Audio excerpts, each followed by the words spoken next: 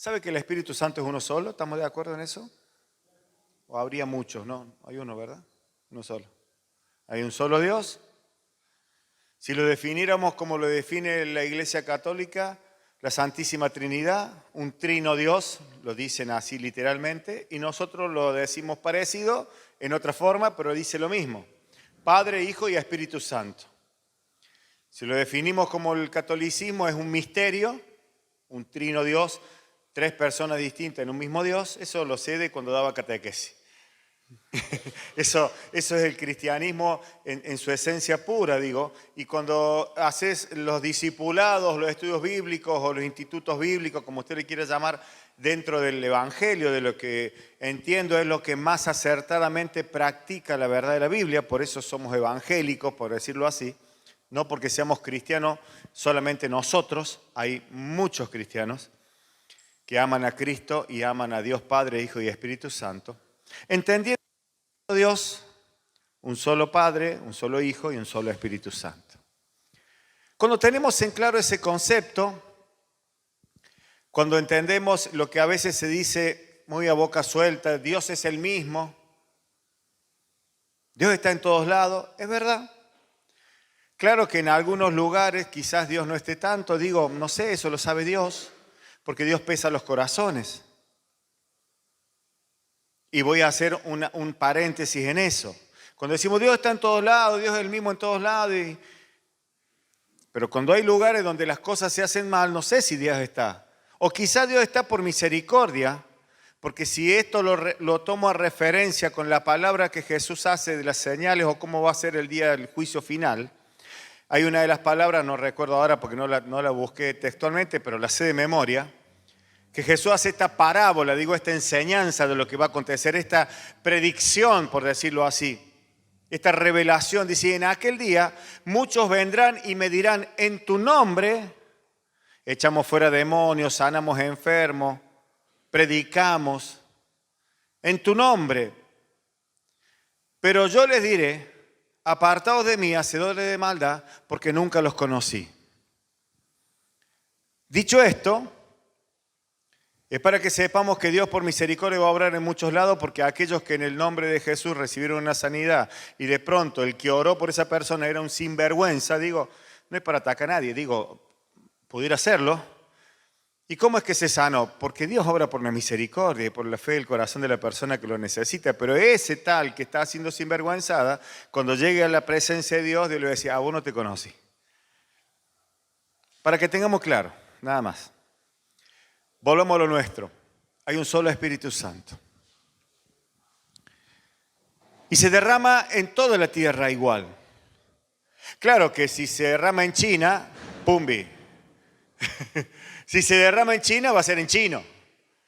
Si se derrama en Norteamérica, va a ser en inglés, digo, por hablar del idioma. Si se derrama en medio nuestro, posiblemente sea en cordobés básico. ¿Qué vais a hacer hoy vos? ¿Ah? ¿Oye, a la iglesia o no vais? Y no voy a hablar en tucumano porque también me sale, ¿no? Me está la Marta por eso.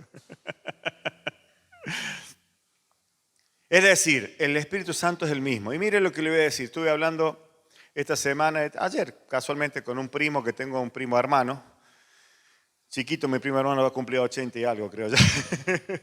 Uno de los primos hermanos por parte de mi mamá, de mi tío más grande, digamos, o sea, que ya falleció.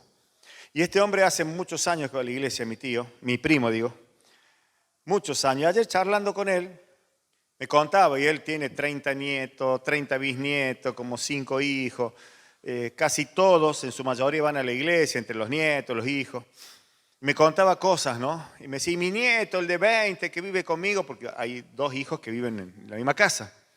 Y se van a la iglesia y mi nieto toca la batería y también salen con los niños, con los jóvenes y predican. Y entre lo que me contaba, me dice, Iván creo que me dijo los días miércoles a las calles a ayudar a los que necesitan, los que están en situación de calle, y también van a los hospitales.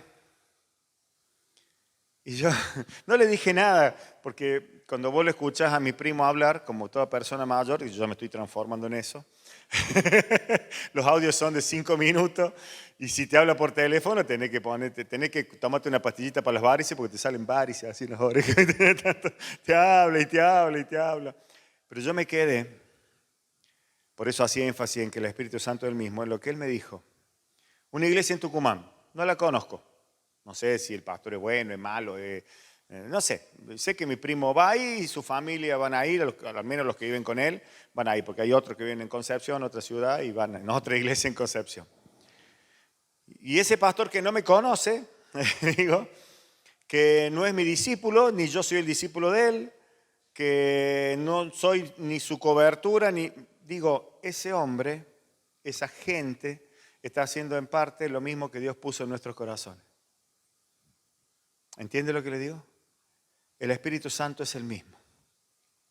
Y se derrama en todos lados de la misma manera lo que Dios está trayendo. Estas cosas acontecen. Y si usted ve el programa en YouTube, que yo lo veo, de Dante Gebel, va a ver que en grandes diferencias, porque está en Los Ángeles, en una ciudad muy linda, qué sé yo, muy moderna, con una iglesia muy moderna, con un ministerio muy pujante, la esencia de lo que están haciendo, lo que más habla es de ayudar al necesitado. Y obviamente en otra forma, ¿no? Que venga Dante y nos ayude. Levantan barrios en Cuba, levantan iglesias y colegios en África, en Egipto, en Centroamérica. Tiene una obra muy grande en la isla Maciel. Los que saben algo de conurbano sabrán que es uno de los lugares más peligrosos de Buenos Aires. Si usted ve y abre a Carly o Charlie, Anacondia, Carly creo que se llama el sitio, el hijo de Anacondia, un ministerio muy grande. Digo muy grande o muy nombrado, sabemos todos, los más viejos, quién era Carlos Anacondia. Gran parte de los que estamos convertidos hoy fue en lo que Dios usó a este hombre en los años 80 y 90. El hijo, ¿qué es lo que hace? Va a los lugares donde están los necesitados con asistencia y con la palabra. Porque el Espíritu Santo es el mismo. No porque hay un mejor o un peor, cada uno en lo que puede, en lo que tiene, en lo que el Espíritu Santo le asigna, en lo que tiene que hacer. Y mientras hablábamos el día miércoles, ese mismo Espíritu Santo, digo, bueno, estaba por leer la palabra y yo estaba sentadito donde está apoyado Carlos ahí estaba sentadito. Habíamos terminado de preparar llamémosle la ofrenda de amor para la gente de la calle, no sé cómo llamarlo, pero habíamos terminado de preparar, digo terminado como si hubiera hecho algo, pero me sumo. Y estábamos por compartir ahí la palabra y sentí una fuerte convicción. Y le dije, vamos a orar por algo que siento en mi corazón y que es necesario que la iglesia vuelva a hacer una apertura y podamos tener, y estoy diciendo esto no para allá, ni para mañana, ni para el mes que viene, no sé, o lo más pronto posible, seguramente las órdenes de Dios son para aquí y ahora, porque el mañana traerá su propio afán, hoy es el día, no quiere decir que sea hoy, de que necesitamos manifestar de vuelta a Jesús y para nosotros eso, de alguna manera en lo que Dios nos mostró hace un tiempo atrás, es un dejándolo todo. Termino de decir eso, porque lo que me inspiró, porque yo ya venía como sintiéndolo, es que el nietito de Marta, ahí venía con una remerita, ¿vio? Dejándolo todo. Y Marta dice, yo le puse la remera al Lolo, dice, porque se le voy a poner ahora antes que ya no le entre, porque el Lolito va a crecer. Pero estuve orando por lo mismo, porque el Espíritu Santo es el mismo.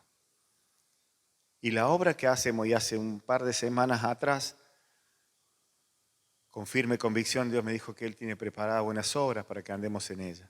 Es decir, lo que hacemos, todo lo que hagamos para Dios y aún en nuestra vida lo prepara Dios.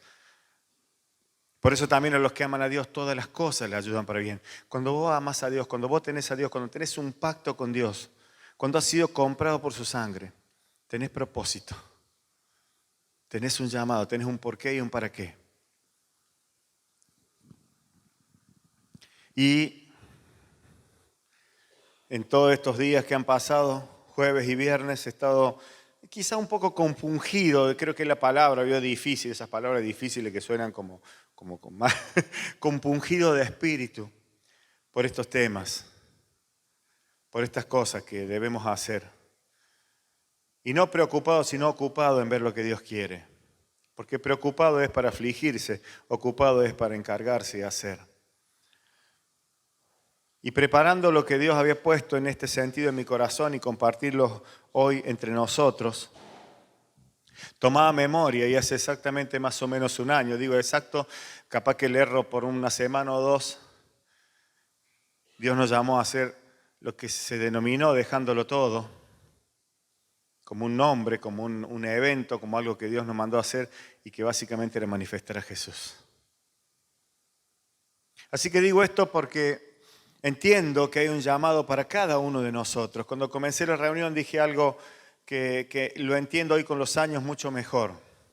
Yo recuerdo que cuando hacía el seminario, un seminario, una enseñanza, no sé bien, un estudio bíblico para no hacerlo tan complejo, supo venir un hombre de Jucum, Juventud con una Misión, que es una organización internacional, y nos predicó durante 3 días.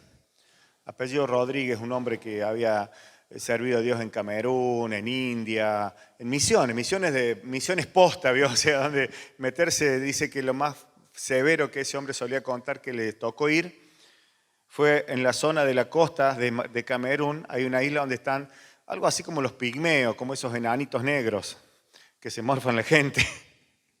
Y fue lo más difícil que le tocó y no lograron entrar con el evangelio al menos como ellos hubieran querido. O sea, fue bastante difícil, fue mucho riesgo de vida y no lograron entrar. Se seguían comiendo gente, no le lograron entrar. Pero este hombre con tanta experiencia, siempre me quedó marcado algo y con los años lo he podido comprobar. Y cuando leo la palabra me doy cuenta, wow, esta mañana cuando la leía dije, wow, pero si esto es así desde el principio. Él decía, las iglesias, las organizaciones, todo lo que tenga que ver con el cristianismo, con lo que se hace para Dios, con la gente que sigue a Dios, generalmente todo se mueve en una proporción 80-20. No es como el Fernet, no es 70-30. Es 80-20. Sobre 100 personas, 80 asisten, 20 sirven. Y vos querés animarlo a que los 100 sirvan. 80 asisten de los 100 y 20 sirven. Se podrá rotar, por ahí servirán más, servirán menos, pero básicamente siempre. Y cuando Jesús dijo también en una ocasión, dice, muchos son los llamados, pocos los escogidos. Muchos son llamados al Evangelio, muchos son llamados. Ahora, ¿tendrá Dios problema con esto? Creo que no. Porque también cuando Dios establece dones y ministerios, fíjense que dones y ministerios, a pesar de que los dos provienen del Espíritu Santo, no son la misma cosa. Y vos podés tener dones, pero hay otro que tiene ministerios, que contiene a los dones. El ministro. Alguna vez un hombre también muy sabio en la palabra, también en un instituto que hacíamos en Cita con la Vida, un hombre que provenía de la iglesia de Masalica, venía a darnos charla, enseñanza en ese momento, y hablaba acerca de los dones y los ministerios, y él decía lo que abarca. Entonces él definía básicamente que los dones son absorbidos por alguna manera en los ministerios, o sea, se manifiestan en los que tienen un ministerio, pero el que no tiene un ministerio también puede tener los dones. Solo para parafrasear algunas cosas que son importantes. Entonces, de pronto vos podés tener el don de sanidad porque te tocó ir a un hospital, pero porque tenés un llamado y estás haciendo algo que Dios te llamó a hacer y estás siendo alguien que está cumpliendo con el rol del ministerio evangelístico, por ejemplo. Entonces de pronto va a orar por un enfermo y el enfermo se sanó, tenés don de sanidad. Pero si tenés el ministerio no vas a poder dejar de hacerlo. No sé si me entiende, no es lo mismo. Por eso los ministerios son 5. Por eso para mí es imposible decir, me voy a mover y hoy con los años menos, y voy a hacer y voy a dejar, tengo que hacerlo sí o sí. Es sí o sí para mí. Y nadie me obliga ni me pone una pistola en la cabeza y me dice, si vos no haces esto, yo tengo que hacerlo, no tengo opción. Para mí no hay opción, es una cosa porque es el llamado. Y creo que Dios lo preparó así. A los que Dios llama, al que Dios llama, al que Jesús se le presenta, no puede dejar de mirar a Jesús. No puede dejar de servirlo, no puede dejar de buscarlo. Y cuando hablo de servir, no necesariamente es tomar un micrófono, pararse en un púlpito o hacer una actividad de la iglesia. Servir a Dios es mucho más amplio que eso. Es mucho más amplio que eso. Alguien que tiene la constancia de orar por algo es muy importante. Y si tuviéramos que darle un ministerio que no figura quizás ahí entre los 5 ministerios, sería el que algunas iglesias denominan el ministerio o llamado, como quiere decirle, de la intercesión. Yo soy el que está orando. Quiero tomar 2 referencias en esta mañana de lo que significa dejarlo todo por Jesús. Y claro que tiene que ver con el dejándolo todo que Dios puso en nuestro corazón. Y claro que vamos a estar orando, pero orando de veritas, para que en el corto plazo podamos hacer un dejándolo todo, manifestar a Jesús de una forma diferente, para que aquel que lo esté necesitando pueda alcanzarlo. ¿Y cómo vamos a hacer? ¿Y qué vamos a hacer? Y si nos miramos, y yo creo que a Jesús lo veían y decían, pero ¿cuántos son estos? Y son pocos. Esos pocos trastornaron el mundo. Había una sola condición, encontraron a Jesús. Lo dejaron todo y lo siguieron. Y ya voy a explicar un poquito lo que significa dejarlo todo, porque a veces suena como diciendo, pero yo no estoy dispuesto, o yo no siento, o yo no quiero. Es mucho más simple que eso, dejarlo todo. Es mucho más simple. Tiene que ver con el primer mandamiento, Dios en primer lugar. Amarás a Dios sobre todas las cosas. Dios sabe que si vos tenés un trabajo no podés dejar el trabajo. Porque si no trabajas, tus hijos no comen y sería una vergüenza que andes predicando el evangelio y tus hijos no coman. O tus responsabilidades no sean cumplidas. Y no voy a mencionar cosas porque sí, pero Dios tiene conocimiento de eso. Pero si vos lo pones a Dios en primer lugar en todo, estás dejándolo todo. Voy a tomar 2 ejemplos. Libro de Lucas, capítulo 5, verso 1 en adelante. Vamos a leer hasta el 11. Iba a leer solo la parte que menciona que dejan todo para ir solo al texto, pero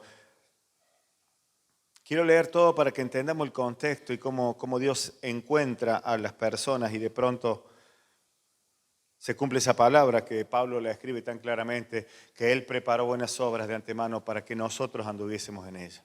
Téngalo muy presente. Dios prepara cosas para que nosotros andemos en ellas. Amén. Aconteció que estando Jesús junto al lago de Genesaret, el gentío se agolpaba sobre él para oír la palabra de Dios. Y vio 2 barcas que estaban cerca de la orilla del lago, y los pescadores, habiendo descendido de ellas, lavaban sus redes. Y entrando en una de aquellas barcas, la cual era de Simón, le rogó que apartase de tierra un poco, y sentándose enseñaba desde la barca a la multitud. Cuando terminó de hablar, dijo a Simón: boga mar adentro y echad vuestras redes para pescar. Respondiendo Simón, le dijo: Maestro, toda la noche hemos estado trabajando y nada hemos pescado, mas en tu palabra echaré la red. ¿Sabe que esto hemos usado muchas veces, este mensaje? Porque hacer las cosas por la orden de Dios es el gran secreto. Sin lugar a dudas, Pedro ya reconocía en Jesús, de hecho, estaba escuchándolo porque Jesús fue ahí a predicar y de pronto él estaba laburando, como quien dice, pero estaba escuchando y viendo lo que Jesús hacía. Seguramente había muchos que habían sido sanados, ya Jesús era conocido y la gente se agolpaba, venía a verlo, venía a escuchar la palabra de Dios.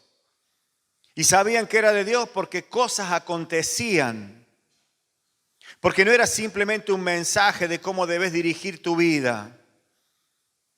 ¿Saben? Muchas veces la iglesia, los evangélicos, los predicadores, nos hemos transformado en personas que direccionamos la vida para ver cómo deben comportarse, qué deben hacer. Ni hablar cuando recién me convertí, que siempre lo he contado. Todas las chicas que están hoy aquí serían pecadoras, sacrílegas, porque alguna tiene pollera, ninguna. ¿Cómo puede ser? Todas de pantalones. Son todas pecadoras. Porque nos dedicamos desde las iglesias, y digo, me hago cargo, Dios, por no decir es culpa de ellos, a decirle a la gente hasta cómo debía vestirse. Hoy le escuchaba a una de las chicas de la iglesia, dice, ay, yo no me soporto las canas. Bueno, en aquella época, si te teñías también era un tema, porque todo era un problema. Si te pintaba un poquito de mal labio también era un problema, porque hay una parte que dice no te adornará, qué sé yo. Entonces nos dedicamos más a decir, o la iglesia se dedicaba más a decir lo que la gente tenía que hacer, que a ir y salvarla a la gente. Y aún así se salvaban vidas por misericordia de Dios. Entonces aquí estaba un Jesús predicando y estos estaban lavando las redes. Y no estaba predicando en el templo, no estaba siguiendo las costumbres, porque esto no es nuevo, que los líderes religiosos, nosotros digo para hacerme cargo siempre, dicten reglas. Ya existía siempre. Porque es una forma de quizás de manipular, de que hagan lo que yo digo, y que los hombres pongamos pautas cómo deben ser los otros hombres y cómo somos nosotros, y cómo hago yo deberían hacer todos. O esto me cae bien, esto me cae mal. Es normal en el ser humano, no hay que alarmarse. Pero aquí estaba Pedro escuchándolo a este maestro, prestándole la barca para que predique, para que enseñe, para que hable, para que sane gente, para que le diga. ¿Sabe qué curioso? Siempre me pregunté, no sé cuál es el mensaje que Jesús dio desde la barca. Me hubiese gustado que hubiese quedado plasmado en algún lugar de la palabra lo que Jesús le dijo a la gente, porque dice, les predicaba, les hablaba de Dios. Y dice, cuando hubo terminado, o sea que después terminó el sermón, podríamos decirlo, como el sermón del monte, donde sí sabemos porque está registrado lo que les dijo. Pero sin lugar a duda, Jesús saco mi conclusión, que hizo cosas asombrosas o habló de cosas asombrosas que a Pedro le hicieron reconocer a Jesús como un maestro. Le hicieron reconocerle, le hicieron que le preste la barca. ¿Sabe qué? Le estaba prestando su herramienta de trabajo. Anda a pedirme la llave inglesa a mí. La estoy usando, te voy a decir. Si me la rompe, me hace falta. Pero estaba reconociendo algo porque estaba aconteciendo algo, porque estaba frente a Jesús. Estaban reconociendo algo. Y después cuando le dice, ahora anda, metete al mar, que vas a pescar. Y claro que le responde, dice, pero estuvimos toda la noche. Por las dudas Jesús le dijera, bueno, no está bien, si estuviste toda la noche, vení mañana, hoy no. Porque todo esto tiene que ver, para llegar a la conclusión de lo que hace luego Pedro, a lo que creo que vamos a llegar como mensaje, el dejarlo todo, tiene que ver cómo le deja todo, porque hubo una demostración de quién era Jesús. Pedro no solo vio que sanó a otros, seguramente, que había una palabra de ciencia, de sabiduría, de revelación, de verdad en sus labios, sino que también le dice, ahora anda más adentro, y le dice, bueno, está bien, en tu palabra lo voy a hacer, porque estaba reconociendo que ese hombre tenía una palabra, era un maestro. Y entonces dice, mas en tu palabra echaré la red, y habiéndolo hecho, encerraron gran cantidad de peces y su red se rompía. Entonces hicieron señas a los compañeros que estaban en la otra barca para que vinieran a ayudarles. Es decir, estaban a la orilla, ya terminaron. Y vinieron y llenaron ambas barcas de tal manera que se hundían. Viendo esto, Simón Pedro cayó de rodillas ante Jesús diciendo, apártate de mí, Señor, porque soy hombre pecador. ¿Sabe que muchas veces no tomamos la decisión de seguir a Dios de una forma diferente y hacer la obra de Dios como quizás pudiéramos hacerlo? Básicamente porque nos sentimos poca cosa. Básicamente decimos, pero yo voy a poder hacerlo. Yo no sé si podré. Yo no sé si... No, yo soy pecador. Yo no me siento. No menciona tampoco la palabra cuántos pecados tenía Pedro. Por lo pronto sabemos por la historia que sigue que era bastante impulsivo, por lo que escribe la historia paralela, por decirlo así, de la Biblia, sacando conclusiones históricas y de lo que dice la palabra, era un guerrillero, era un celote, era uno de los que estaban armando una guerrilla contra Roma. Quizás había matado a alguien, como hace un guerrillero. Quizás había, no sé, algún sentimiento bueno tenía porque cuando se enfermó la suegra la quiso sanar. Eso ya la hacía buena persona. Pero dice, yo soy pecador, no puedo seguir a Jesús. Apártate de mí, sos mucho para mí. Pero era obediente a la palabra, era obediente a lo que veía. Y no porque él era bueno, porque todo el que se encuentra con Jesús, una vez que ve la obra que Jesús ha hecho, y esa obra la ve cada uno en su corazón. Yo de afuera puedo ver, mirá qué obra que hizo Dios en ¿viste? Era un terrible y ahora no lo es. Mirá la obra que hizo era esto, y mirá la que hizo en mí. Cuento solo lo que se puede contar, que era un boca sucia, que me la pasaba insultando, rompía todos los muebles de mi casa, cuando me ponía loco, y eso que no era borracho. Imagino, pobre gente, la que está sobre los efectos de un alcohol y no tiene a Jesús, las cosas que hace. Pero cuando vos te encontrás con Jesús, todo eso cambia. Cuando vos te encontrás con Jesús hay algo que cambia. Y eso es lo que le pasa a Pedro. Entonces dice que, porque soy hombre pecador, y dice la palabra, porque por la pesca que había hecho, el temor se había apoderado de él y de todos los que estaban con él. Y asimismo de Jacobo y Juan, hijos de Zebedeo, que eran compañeros de Simón. Pero Jesús dijo a Simón, no temas, desde ahora serás pescador de hombres. Y cuando trajeron a tierra las barcas, dejándolo todo, le siguieron. ¿Sabe que siempre hablamos de Pedro solamente? Pero acá son 3 discípulos, o sea, 3 de los apóstoles que terminaron siendo los apóstoles de Jesús. Pedro y los 2 compañeros, los hijos de Zebedeo, los hijos de alguien. Había una familia, toda una familia que se convirtió, pero hubo 3 personas. No estaban el padre de Juan no estaba, no fue uno de los apóstoles, pero estaba dentro de los que estaban, posiblemente eran de los que formaron después ese aposento alto con 120 personas. Quiero decir que esta gente se encontró con Jesús y lo dejó todo. Unos dejaron todo, literal. Podríamos decir en nuestros días, este se hizo pastor. Y aquel que sabe lo que es un pastorado dice, y ya, yo lo esquivé lo más que pude. Lo esquivé como hasta los 30 y pico de años, casi 40. Los 39 recién dije, bueno, está bien, Señor. Entiendo que era el tiempo de Dios. Pero sabía lo que significaba. Sabía lo que representaba seguir y hacer. No era simple. Pero de todos estos que escucharon, hay 3 que lo siguieron y lo dejaron todo. Ahora digo, y por eso quiero detenerme en que no todo es simplemente dejarlo y ser un sacerdote, un misionero, sino que están los otros, que también lo dejaron todo. Por la historia bíblica sabemos que Pedro, si nos centramos en este personaje, tenía una esposa porque tenía una suegra. Si tenía una esposa, seguramente tenía hijos. Es decir, que no era solo Pedro, era su suegra, era su esposa, eran sus hijos. Era Zebedeo y los hijos de Zebedeo. Eran los padres.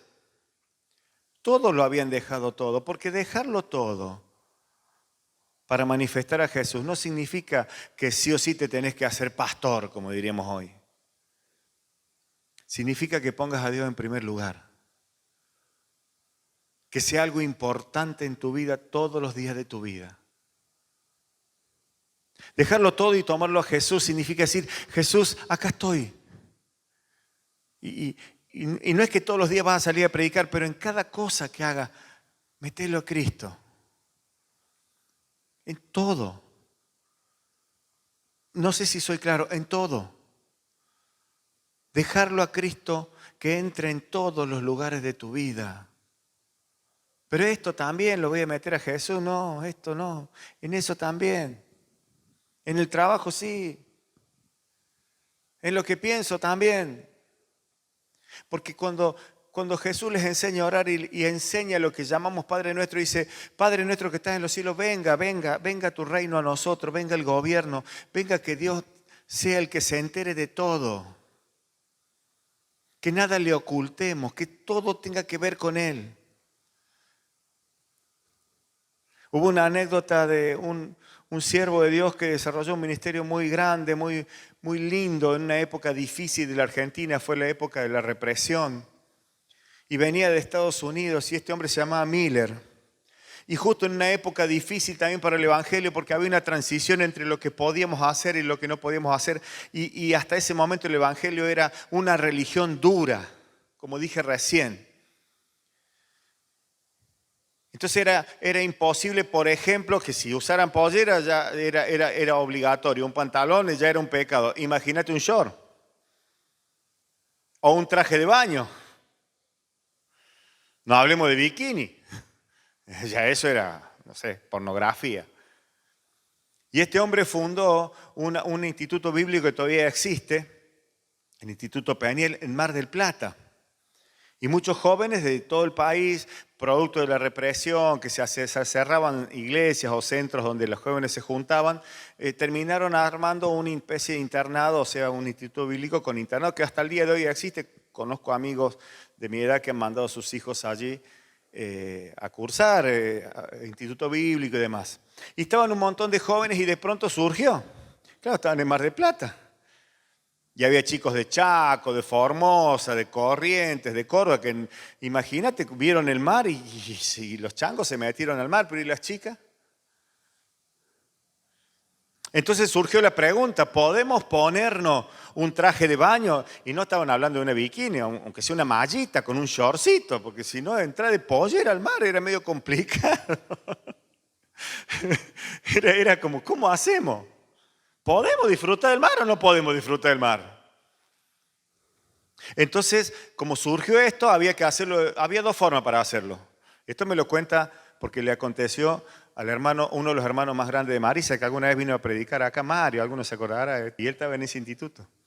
Entonces los más orejas, digamos, los que no querían, porque los clandestinos que era ahí, se piraban al mar, Cayetano como quien dice, y las chicas también, y se bañaban, porque era ir a bañarse. Entonces los más correctos fueron a hablar a Papá Miller, porque le decían así, Papá Miller. Y le preguntaron, ¿podemos ir al mar a bañarnos los chicos y las chicas? Y podemos bañarnos con un short las chicas para entrar al agua, ¿cierto? Y, ¿qué dice? ¿Podemos o no podemos? Y Papá Miller le contestó sin ningún tipo de religión, a pesar de que era un hombre de esa religión de aquel momento. Y le dijo, ¿qué haría Jesús? Porque era yanqui, ¿vio? ¿Qué haría Jesús en su lugar? Y queda la pregunta en el aire, no hay respuesta, ¿no? Entonces, aquello que vayas a hacer, si lo dejas todo por Cristo, siempre presentarlo delante de Cristo. ¿Qué haría Jesús en tu lugar? ¿Festejaría 15 o no festejaría 15? Yo digo que sí, porque a mí me da tranquilidad que haya una fiesta familiar, me encanta, me encanta. ¿Entiende? Porque se celebra algo lindo. ¿Y podrá estar Jesús en eso? Y sí. Traten de no pasarse de copa nomás. Y si alguno se pasa de copa, y bueno, que se vaya a dormir. ¿Qué haría Jesús? Eso es dejarlo todo. Este hombre sabio y con toda la estructura religiosa que llevaba encima, usó de la sabiduría y le dijo, ¿qué haría Jesús? ¿Se teñiría el pelo o no se teñiría el pelo? Y yo creo que Jesús quería ser fachero, así que capaz que se lo teñía. ¿Qué sé yo? ¿Usaría un micrófono? Y así podríamos, ¿vio? Dejarlo todo. es dejar que Jesús esté en todo. Yo creo que Pedro caminó con Jesús, igual que Jacobo y Juan, caminaron con Jesús. Pero seguramente también tuvieron sus momentos que tuvieron que ir a su casa, asistir a sus hijos, estar con sus mujeres. ¿Me está entendiendo que dejarlo todo por Jesús no es que simplemente... Habrá llamados. Mañana viene el Señor, me golpea Miguelito. ¿Qué pasa, Jesús? Hay una vacante para vos en África. Acaban de matar al pastor, les hace falta un pastor. Tenés que irte para el África. Y pasa esto. Hace poco perdimos uno aquí en Córdoba. Jovencito. Y lo dio por la causa. Por ir a predicar al lugar donde te enfermas. En esa época que vino a predicarnos este hombre en la iglesia donde yo estaba, de la iglesia donde yo estaba mandaron un misionero a la ventana 1014, que está entre Guinea Ecuatorial y Camerún. Se le dice ventana 1014 porque es la zona donde están los pigmeos, donde hay un montón de etnias que no han sido alcanzadas todavía, al menos hasta hace unos años, por el Evangelio. Pero también es una tierra muy maldita. Y sabíamos que si se iba la Lucy Nieto, que era una jovencita de 25 años de la iglesia, soltera, el mayor riesgo que había es que en esa tierra hay tanta... Europa durante siglos tiró las basuras en esas costas. Las basuras con desperdicios feos. Y la tierra está contaminada. Y hay unas bacterias, como por decirle un gusano, no es un gusano, pero una bacteria que si vos tenés la desgracia que se te mete cuando caminas, se te logra meter, ni hablas si andas descalzo, te paraliza la espina dorsal. Se queda paralítico. Te come no sé qué nervio. Una bacteria. Era lo que más le teníamos temor, en el sentido de que había que orar por eso. ¿Sabe qué se agarró la Lucy Nieto? Esa bacteria.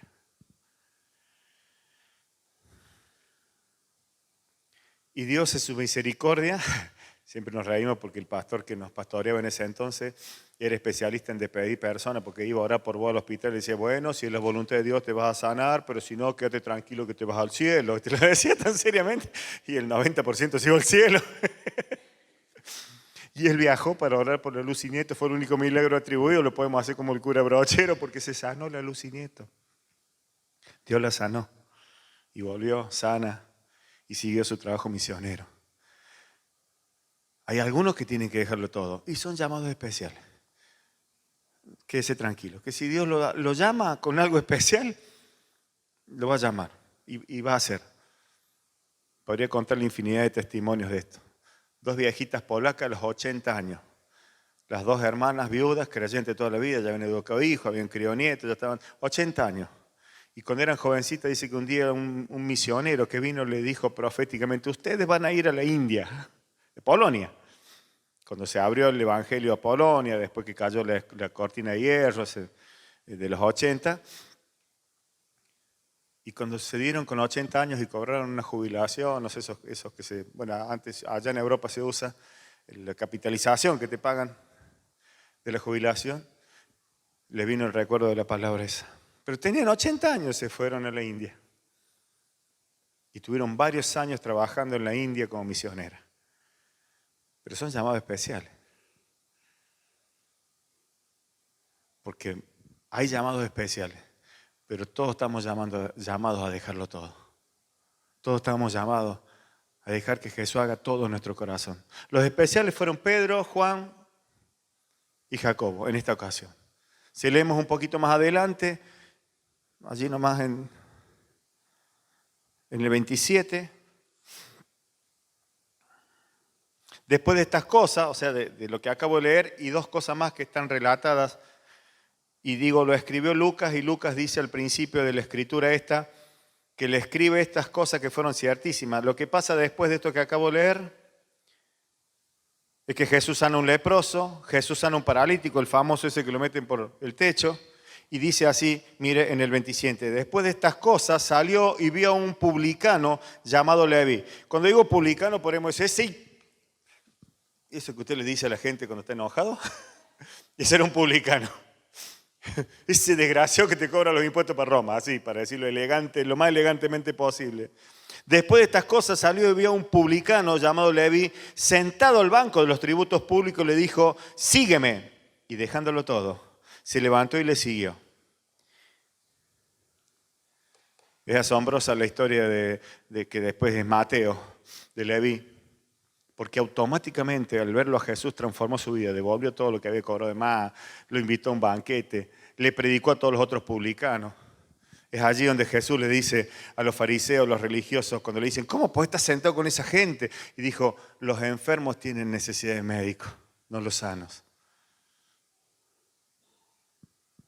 Porque el que se encuentra con Jesús lo deja todo. Y dejarlo todo no se me asuste. No es tomar un pastorado, no es irse a la India. Esos son llamados especiales. No es dejar de todo, deja todo. ¿Y qué haces todo el día en la iglesia? Lo deja todo, dejo a los chicos, que se los críe la vida, pero está todo el día en la iglesia. Pero vos vieron, dejó todo. Eso no es dejarlo todo. Si usted es un padre, sea fiel a eso primero, honre la vida, sea un padre. Pero póngalo a Dios primero. Póngalo a Dios en todo. Póngalo a Dios en primer lugar en todo. Dé a conocer a Jesús en todo. Si algo tiene duda de lo que va a hacer, lo que fuere, pregúntele a Jesús. ¿Vos lo harías, Jesús? Hoy, como ya soy un hombre viejo y con mucha experiencia, digo experiencia normal en la vida, tampoco es que viví tanto. Me tocó arrancar de chico nomás. A los 18 ya tenía responsabilidad, a los 19 2 hijos, a los 25 5. Así que eso me obligó a tener mucha experiencia o al menos mucha responsabilidad a temprana edad y a tomar las decisiones rápido. Y eso me ha transformado en alguien que tiene capacidad de decisión. Y me ha permitido ser bastante acertado. Pero cada vez que tomé una decisión sin consultarle a Dios, sudor y lágrimas. Igual se logra la meta, pero con sudor y lágrimas. Pero cuando vos consultas a Dios, cuando pones a Dios en primer lugar, no pasa eso. No pasa. Cuando vos lo dejas todo y lo pones a Jesús en primer lugar. Señor, ayúdanos a dejarlo todo por ti. Pero no dejarlo como quien se aleja, porque a veces esto ha sido tan extremo que hasta dejamos de juntarnos con gente con la que nos juntábamos, dejamos de hablar a los que hablan malas palabras, por ejemplo, dejamos de tener relación con algún familiar porque no es. No, Señor. Dejamos de hacer cosas que porque alguien nos dijo, cuando dejamos todo que tú lo evalúes. Cuando dejamos todo y decimos, Señor, ¿qué te gustaría? A mí me gusta esto, Dios. Esto me gusta, mira. ¿Y a vos? Y viene Dios y te dice, sí, dale. O viene Dios y te dice, tranquilo, va a llevar tu tiempo. Ya va a venir. Va a ser bueno. Dejémoslo todo por Dios. Principalmente en nuestro corazón, nuestra vida. Porque el gobierno de Dios no tiene error. El gobierno de Dios no tiene corrupción. El gobierno de Dios no lo dictan los hombres. A duras penas algunos lo predicamos, pero el gobierno de Dios dirige correctamente. Dejémoslo todo delante de Él. Y hoy delante de ti, Señor, y aquí donde 2 o 3 estamos reunidos en tu nombre, te presento esto que de alguna manera pusiste en nuestro corazón o en el corazón de la iglesia hace un año atrás. Un evento para dejarlo todo delante de tus pies y coronarte a ti, Jesús, y honrarte, predicarte. Te presento esto para que pronto podamos hacerlo para tu gloria. ¿Tú lo harías, Jesús? Sería como tomar la barca para alejarte y predicar. Acá estamos, Señor. Un puñado de corazones. Pero tú te serviste de 12. No de 200, ni de 10.000, ni 12.000, de 12. Para transformar al mundo, para que muchos te conozcan. Para la salvación, para arrimar a los hombres a Dios. Lo presento todo delante de ti, Dios. Saben, hay una palabra que mientras preparaba este mensaje estaba muy absorto en él. Vino a mi corazón, a mi espíritu. Solía decir mi viejo pastor, es como zapatilla en la heladera, vio, está descolgado. ¿Qué hace ahí? Pero entiendo que esta palabra tiene que ver con esto. Y es una palabra del Antiguo Testamento. De hecho, es una palabra profética. Es una palabra que te alienta a dejarlo todo y poner a Jesús en primer lugar en todo. Y en el libro de Jeremías, capítulo 2, verso 13, Dios le está hablando proféticamente al pueblo de Israel. Y estaba ofuscado Dios porque el pueblo de Israel estaba haciendo algunas cosas mal. Y siempre digo que las palabras proféticas al pueblo de Israel son referencia a nosotros, porque el pueblo de Israel es representación de la iglesia. Hoy somos nosotros, los hijos de Dios, la representación del pueblo de Dios. Y dice así la palabra: porque dos males ha hecho mi pueblo, me dejaron a mí fuente de agua viva y cavaron para sí cisternas rotas que no retienen el agua. No tiene mucho que ver con dejándolo todo para seguir a Jesús. ¿O tiene todo que ver? Porque dos males ha hecho mi pueblo.